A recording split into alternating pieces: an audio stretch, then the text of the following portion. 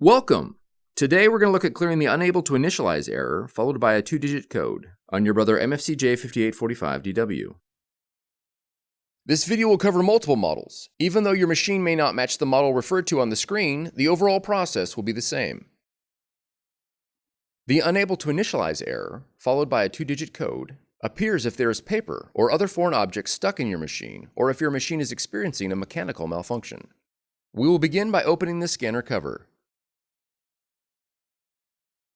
Check the platen area and remove any ripped paper or other obstructions. Verify that all blue packing tape has been removed from the printhead. If the printhead is in the locked position on the right side of the platen, press and hold the red X on the control panel for 5 seconds. When the printhead moves to the center, check the right side of the platen for jammed paper. Gently slide the printhead left and right and check for paper scraps trapped underneath the printhead.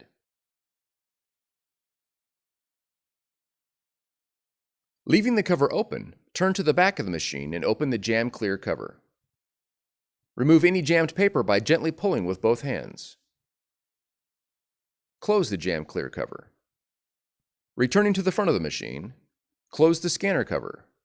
If the error message continues, unplug the power cord from the wall for 2 seconds. Then plug the cord back in. The error message should clear. Next, you will need to print a quality check sheet to verify that your machine is printing properly.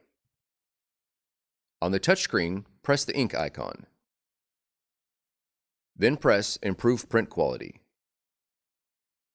Now press Check Print Quality. Then press Start. If the quality check sheet prints successfully, the error is resolved. Press the Home button to return to the home screen. For more tutorials, FAQs, and videos, visit us at www.brother-usa.com. If you found this video helpful, be sure to subscribe. Thank you for choosing Brother.